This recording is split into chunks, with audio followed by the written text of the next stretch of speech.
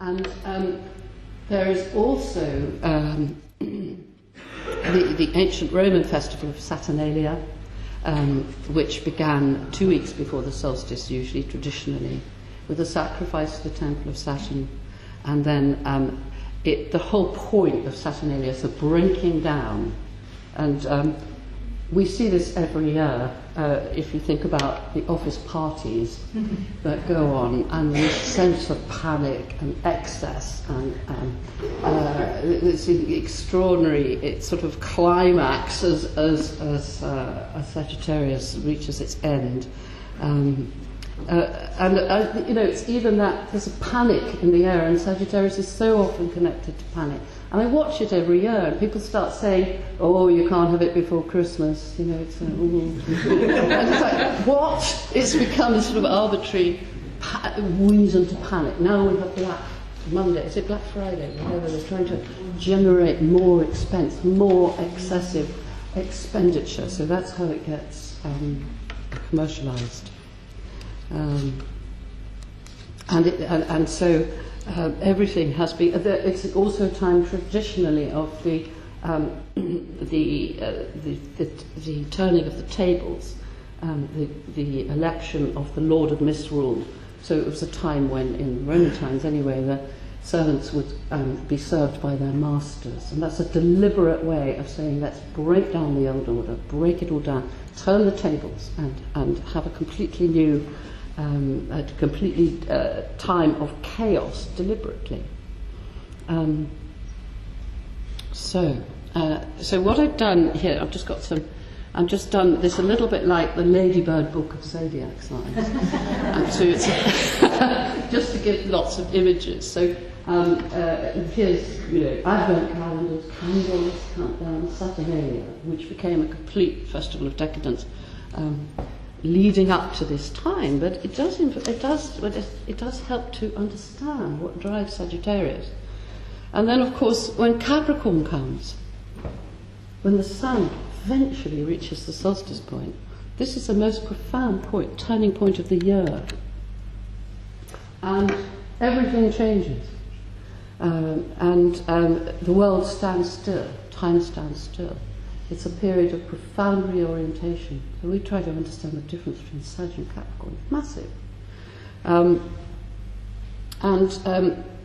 It's always been considered the beginning and end of time itself. The breathing in and out, the point of the breathing in and out of the cosmos. That's, I think, why we have the Anticia, which are based around this point. It's the darkest time of the year.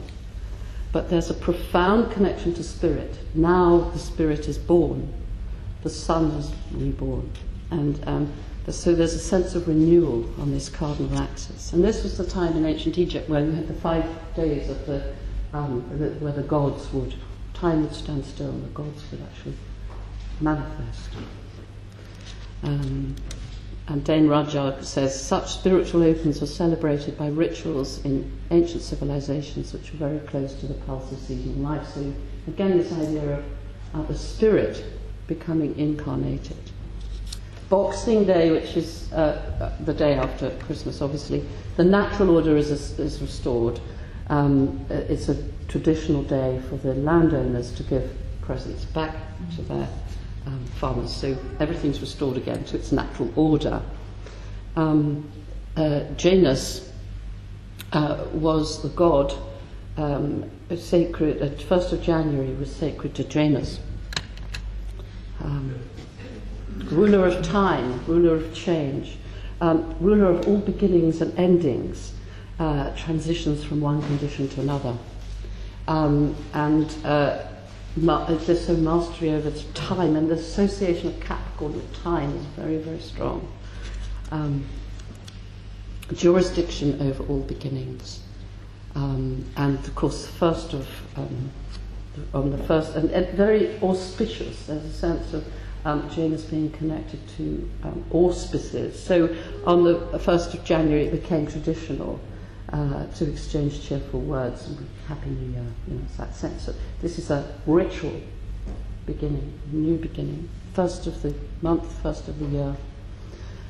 Roman god of boundaries and barriers. So it tells us very much about borders, Capricorn, gates, doors, guardian of the gates of heaven.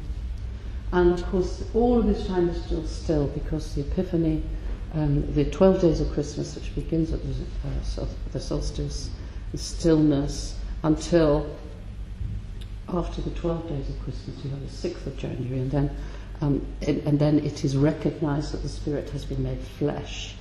And in Capricorn, in Christianity, this is about the recognition of the Magi, that the Spirit has been made flesh.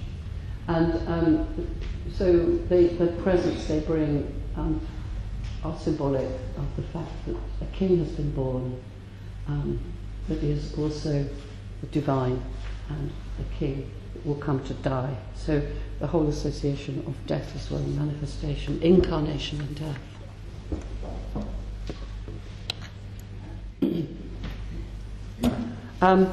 Right at the start, I don't know if you've noticed, and I've started to notice these things, the very big first day of Aquarius, the birds are singing. And they know something, the quality of the light changes. And it's obviously, there's this hope in the air. Spring is in the air. And it's very still, cold air for the first half of this fixed sign. Until the middle of the fixed sign, which is when the fixed signs break down and change, which is Imbolc, 1st of February. An ancient festival, one of the cross-quarter days. And this is when it's meant to be the onset of lactation of the ewes, so the beginning, spring lamb, and fertility returning to the earth. And the goddess Bridget, guardian of nature, and protector of the wells, the springs of life, so the water of life, it begins to flow again. And she was also, and I find this very interesting, goddess of the hearth and of the forge, and of metalwork, in the particular sense that of making mirrors, scrying mirrors for looking into the future.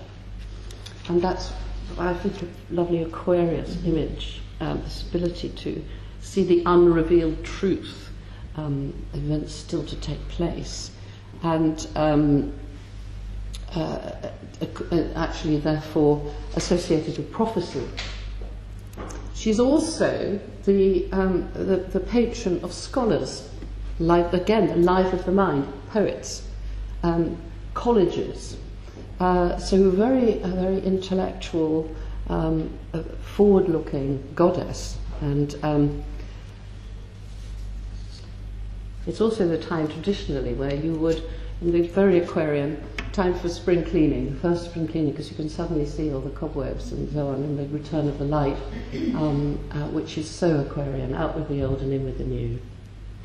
And it manifests then, this is the sense of this enormous sense of cold, that there is in the cold air. This is from the Book of Hours of the Duke of Berry, which is people just going about their frozen winter tasks. And then suddenly you get Imbolc, another festival of night, and the lambs are born.